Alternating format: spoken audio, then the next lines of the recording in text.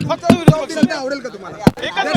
विरोधी पक्षाचा जो वाद आहे, वाद कुठेही नाही, कशाचाही नाही. तुम्हाला जबाबदारी दिली तर तुम्हाला आवडेल का? अरे आवडेल न आवडेलचा प्रश्न नाहीये. उद्धव साहेब नाव ठरवतील. महत्वाची गोष्ट हीच आहे की आता 25 दिवस आपण इथेच आहोत, 15 दिवस आपण बोलू ना उद्या पुढे मग. छत्रपती संभाजी महाराजांचा अपमान केलेला आहे. तो म्हणतोय, ते म्हणतात की औरंगजेब हा उत्तम प्रशासक होता, धर्माची लढाई नव्हती. पुन्हा एकदा औरंगजेबाच्या बाजूने अबू आझमीचं वक्तव्य पाहायला मिळतं. बघा, एक महत्वाचं आहे, मी आधी देखील सांगितलं होतं की हे जे वक्तव्य करतायत ते कोणाची सुपारी घेऊन करतायत, कोणाचे वाद निर्माण करायचा प्रयत्न करतात, महाराष्ट्रात वादाची थिणगी पाडण्याचा प्रयत्न करतात.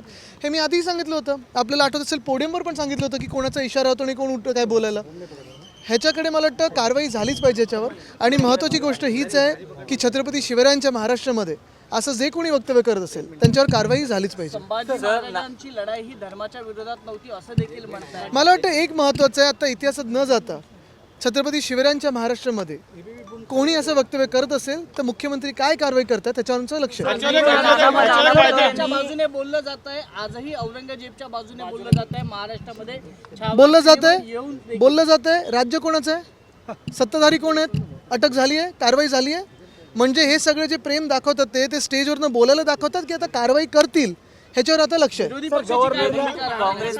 महापुरुषांवरती आम्ही मागच्या वेळी देखील सांगितलं होतं जे चुकतील त्याच्यावर कारवाई झालीच पाहिजे. आणि मागच्या वेळी पण हे मी पोडियमवर बोललं असताना हाच विषय समोर आला होता. या विषयावर एक वेगळा कायदा आला पाहिजे अशी मागणी होते.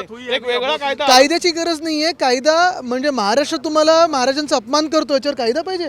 आता ते सोलापूरकर बोलले त्यांच्यावर कारवाई होणार आहे, ते कोरटकर की कोण बोलले त्यांच्यावर कारवाई होणार आहे. मग अबू आझमी असतील, कोरटकर असतील, सोलापूरकर असतील, तिघांवर कारवाई झालीच पाहिजे. त्यांना बेड्यात ठोकल्याच गेल्या पाहिजे. एमपीला पळून गेले, कुठेही पळून गेले असतील. जे आता बघा काही ठराविक लोक विमानात तुम्हाला बँकॉकला जाताना 5 तासात सापडतात. मग जे महाराजांचा अपमान करतात ते नाही सापडत तुम्हाला. एक महत्त्वाचं जसं मी सांगितलं ना की छत्रपती संभाजी महाराजांचा कोणी अपमान करेल, छत्रपती शिवरायांचा कोणी करेल, महामानव डॉक्टर बाबासाहेब आंबेडकरांचा कोणी करेल, जी प्रथा कोश्यारींनी इथे पाडलेली होती, जे राज्यपाल होते आपले सगळ्या महापुरुषांचा अपमान करायचा, ती प्रथा हे भाजप आणि भाजपची जी सुपारी घेतात ते चालू ठेवतात पुढे.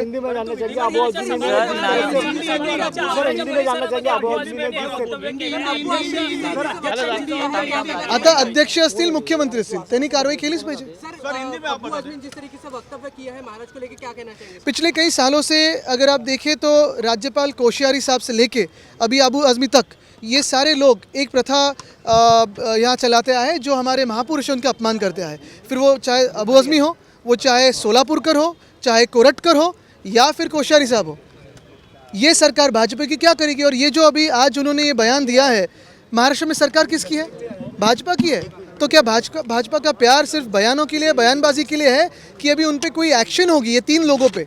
सिर्फ अबू आज़मी नहीं, अबू आज़मी तो है ही, लेकिन उतना ही गंदा स्टेटमेंट सोलापुरकर ने किया है, कोरटकर ने किया है. तीनों को सज़ा मिलनी चाहिए, तीनों को अरेस्ट करना चाहिए, तीनों की परेड निकालनी चाहिए. गवर्नर का जिस तरह से सीमावाद को लेकर एक भाषण चला, यही बात है. अगर ये हमारी सरकार होती तो किसी की हिम्मत नहीं होती, लेकिन भाजपा की सरकार है. भाजपा ने जो प्रथा शुरू की थी कोश्यारी साहब ने, वही आज अबू आज़मी उसी विचारधारा को लेके आगे जा रहे हैं. सर सीमावाद को लेकर जिस तरह से गवर्नर का भाषण था, किस तरह से देखते हो? नहीं देखिए, आज गवर्नर साहब का भाषण था.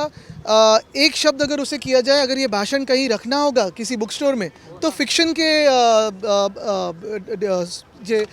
के जो शेल्फ होते हैं वहाँ रखना पड़ेगा, क्योंकि फिक्शन के ही डिपार्टमेंट में इतनी अच्छी सुंदर भाषा में सब ठीक है, सब अच्छा चल रहा है, सब चंगा सी ऐसे लग रहा है. विरोधी पक्ष नेता को लेके क्या आपकी पार्टी क्लेम करेगी? मुझे लगता है अगर आप देखें तो उद्धव साहब उस पर निर्णय लेंगे.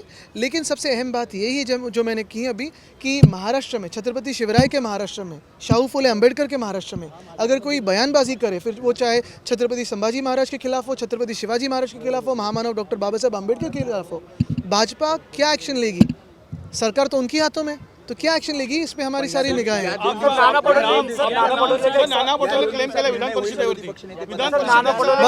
बघा मी कुठच्याही त्यांच्या अंतर्गत विषयात जाणार नाही.